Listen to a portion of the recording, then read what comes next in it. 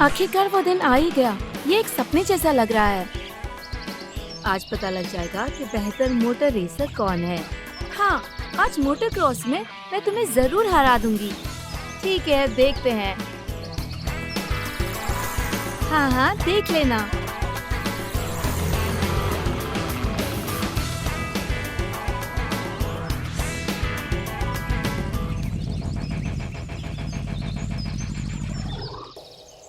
तुम रुक क्यों गई? बाइक में कोई प्रॉब्लम है क्या? नहीं, मुझे ठंडा पानी चाहिए था। यहाँ बहुत ज्यादा गर्म है। हे, मेरे लिए भी थोड़ा ले आना। हे, साशा, यहाँ आओ, जल्दी। सुनाई दे रहा है? कोई स्टोर के पीछे रो रहा है। क्या हम जा सकते हैं? हमारे पास ज्यादा समय नहीं है। अगर किसी को हमारी मदद की जरूरत होगी तो? ठीक है, पर जल्दी करना।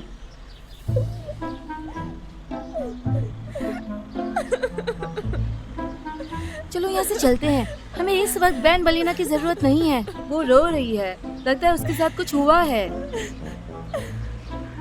हाँ बिल्कुल, एक मॉन्स्टर के आंसू पोंछते हैं। मोटरक्रॉस रजिस्ट्रेशन 1 घंटे में खत्म हो जाएगा। मोटरक्रॉस?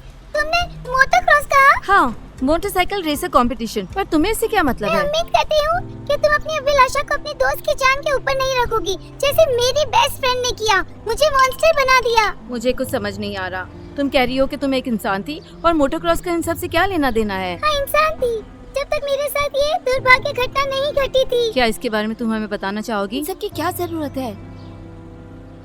क्या तुम्हें याद नहीं, हमें सब कुछ ऐसे ही नहीं मिलता, बस इसीलिए कि किसी कारणवश हमें ये कहानी जाननी ही होगी। ये बहुत ही लंबी और दुखी कहानी है। मैं इसे कहीं जाके सुकून से सुनने के लिए तैयार हूँ, जैसे एक आरामदायक कैफे में। मेरे पेट में इतनी सारी तितलियां दौड़ रही है। मैं बड़ी उत्सुक हूँ। मैं कैफे में 3 साल से नहीं गई हूँ। बेचारी, तुम कितने साल की हो? क्या एक मॉन्स्टर को ये पूछना कि वो कितने साल की है बुरी बात है? नहीं, कोई बात नहीं। जब ये घटना घटी तब मैं और मेरे दोस्त 18 साल के थे। वो बिल्कुल हमारी तरह। मैंने तुम्हें कहा था, इससे मिलना कोई इत्तेफाक नहीं। आज मेरा जन्मदिन है और मैं इस दुनिया में अकेली हूँ और ये भयानक बॉडी में। ठीक है। क्या तुम अपना जन्मदिन हमारे साथ मनाना चाहोगी?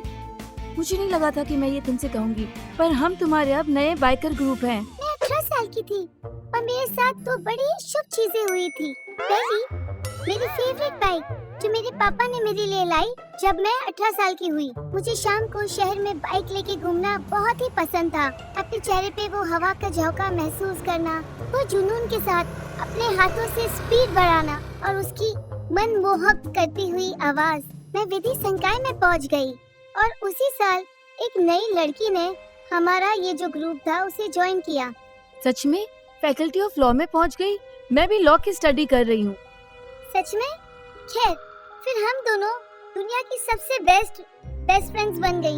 हमें कोई भी जुदा नहीं कर सकता था, मगर दोस्ती मेरे लिए बहुत ही महत्व थी और खुदा की तरफ से दूसरा मौजिज़ा था। रीटा को मेरी तरह ही मोटरसाइकिल्स बहुत पसंद थी और इसी वजह से हर रोज यूनिवर्सिटी के बाद हम दोनों पूरा शहर राइड पे साथ में घूमने जाते। रीटा और मेरे बीच बहुत सारी चीजें मिलती जुलती थी। हमें सेम म्यूजिक पसंद था और मीटा भी हमें बिल्कुल सेम ही पसंद था। हम एक दूसरे के साथ 24 घंटा बिताने के लिए तैयार थे क्योंकि हमें एक दूसरे के साथ बहुत ही मजा आता था और हम बहुत सारी चीजें करते थे। फिर एक दिन अचानक मैंने मोटोक्रॉस की एड देखी। ये मेरे जीवन का सपना था। फिर मैंने तय किया कि मैं रीटा को भी इसमें हिस्सा लेने के लिए पूछूंगी। बाद में हर फ्री टाइम में हम दोनों साथ में ही ट्रेनिंग करते। हम में से हर एक को ये साबित करना था कि वही सबसे बेस्ट है और आखिरकार वो दिन आ गया जब हम मोटरक्रॉस के फाइनल्स पर पहुंच गए। मैंने दुनिया का बेहतरीन वक्त बिताया। हमें एक गड्ढे में रुकने के साथ अंतिम दूरी खंड से गुजरना था, लेकिन अचानक मुझे अपनी तबीयत खराब लगने लगी। उस दिन बहुत गर्मी थी और मुझे गाड़ी धीमी करनी पड़ी और मैं दूसरों के मुकाबले ज्यादा अंतर से आखिर रह गई थी।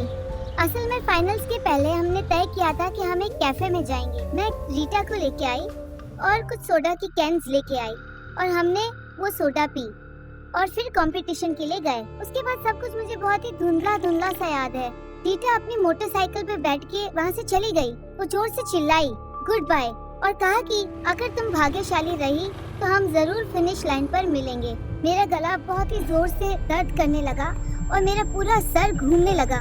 मेरे पैर जली की तरह चिपक गए, ख्याल धुंधले हो गए और फिर मैं गिर पड़ी। जैसे ही मुझे होश आया, सबसे पहले जो मैंने देखा वो मेरे गंदे हाथ और नाखून थे। फिर जाकर दुकान की खिड़की में मैंने अपनी छवि देखी। तब से लेकर आज तक मैं जंगलों में और पार्क में घूमती हूँ ताकि कोई मुझे देखे ना। फिर रीटा का क्या हुआ? क्या उसके बाद तुमने रीटा के बारे में कुछ सुना है? क्या रीटा ने तुम्हारे ड्रिंक में कुछ मिलाया था? रीटा मोटोक्रॉस में चैंपियन बन गई, लेकिन फिर वो कहीं गायब हो गई। इतने सालों से मैंने उसके बारे में फिर कुछ भी कहीं पे भी नहीं सुना। उस घटना के एक हफ्ते बाद पार्क में मिली एक मैगजीन से मुझे पता चला कि उसके पापा एक लेबोरेटरी में साइंसदान थे और दूसरे प्रयास में नियंत्रणीय राक्षसों के निर्माण के लिए एक पाउडर बनाया। ये तो बहुत ही भयानक बात है, लेकिन हमें उम्मीद हारनी नहीं चाहिए। हमें रीटा के साइंटिफिक पिता को ढूंढना होगा और अब तुम दुखी नहीं होगी और अपनी मेन विश मांगोगी, ठीक है? डील? बहुत बहुत शुक्रिया लड़कियों, तुमने फिर से मेरे में एक नई उम्मीद जगाई है। मैं अभी जाके रीटा के पापा को ढूंढती और उनसे मिलती हूँ। मैं कामना करना चाहती हूँ कि आप लोग अपनी मित्रता को संजो कर रखें। मुझे आशा है कि कोई भी लक्ष्य या उपलब्धियाँ इसका स्थान नहीं लेंगी। मुझे जाना होगा। खुशी है कि मैं आप लोगों से मिली। अलविदा। फिर मिलेंगे। शायद हमें उसे जाने नहीं देना चाहिए था, है ना? वह इंसानों की दुनिया में उस रूप में सहज नहीं है। उसकी दुनिया अभी जंगल और पार्क है। मैं सोच रही थी कि बहुत ही अच्छा हुआ जो हमने कंपटीशन में हिस्सा नहीं लिया। इसकी वजह से हमें से एक निश्चित रूप से दूसरे से बेहतर, अधिक प्रतिभाशाली महसूस करेगा। लेकिन अब हम अपनी दोस्ती जरूर निभाएंगे, एग्जाम हो जाए। क्या तुम्हें यकीन है कि तुमने इसमें कुछ भी नहीं मिलाया?